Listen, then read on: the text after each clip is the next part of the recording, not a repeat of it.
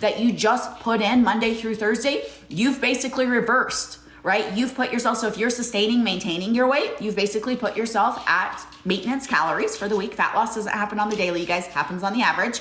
Or if you're gaining weight, if you're one of those who gains weight, eating 1,000 calories a day, 1,200 calories a day, you've put yourself in a surplus in the 2 days, quote unquote, that you were off because you earned the right? Like you earned that cheat meal. I hate the concept of cheat meals. We'll get into that here in a second. You earn that splurge, whatever you want to call it.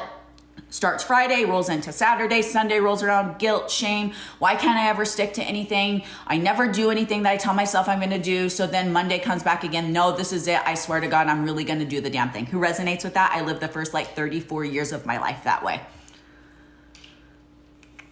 All right. A never-ending cycle. A freaking men.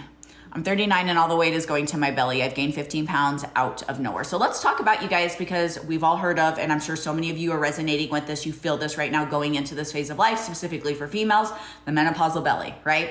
Who has this thought process in and around a menopause? You guys, it's something that we do extremely well. We specialize with women going into menopause. And so I've heard every story that there is out there, perimenopause myself right now. I've believe me, seen it all, heard it all. It's this common misconception of, I might as well just give up. Doesn't matter what I do. It's just doom and gloom. I might as well throw the towel in. It's over with for me. You guys, I have debunked that myth more times than I can even count. Go stalk, please, my other social media profiles. I promise you, while yes, your plan may need to be a bit more strategic, while yes, we may need to actually completely, well, not completely, we absolutely will need to reverse your mindset in and around it. It's not impossible. And again, I've debunked this myth more times than I can count. A bit more strategy, yes, but I have helped hundreds and hundreds and hundreds of women build banging bodies in menopause. So if you're struggling with that, chances are hormones could be slightly off, but I'm gonna talk about hormones quickly here, because what I really want to stress about hormones is that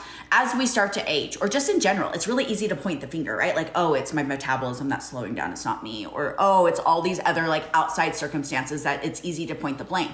But the majority of you that want to point towards hormones, the reality is you don't have a hormonal imbalance, you have a lifestyle imbalance that's throwing your hormones out of whack. And for some, yes, some it's there, and I'm not going to discount that. But I'd be willing to bet 95% of you on this live, it's a lifestyle imbalance throwing hormones out of whack, meaning your constant need to diet, your excessive low calories, crazy cardio, not prioritizing sleep, not prioritizing stress management is throwing all of your hormones out of whack. And then as we age, you guys, naturally we start to, specifically females, cortisol starts to increase, and then our natural production, progesterone and estrogen start to decrease, right?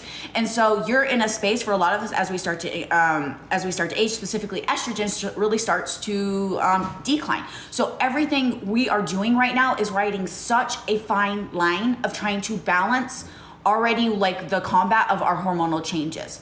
But for so many of you, again, it's not that you need HRT. It's not that you need, for some, yes, bioidentical hormones. Yes, those things can help. It's just getting lifestyle factors in place. I mean, I've seen it so many times. We start to get sleep under check. We start to stress management, actually fueling your body enough, cutting back your crazy excessive cardio, starting to eat enough protein, starting to prioritize strength training, keeping and sustaining the amount of muscle on our frame that we actually have. And so those things start to work for us. Naturally, hormones start to balance themselves out.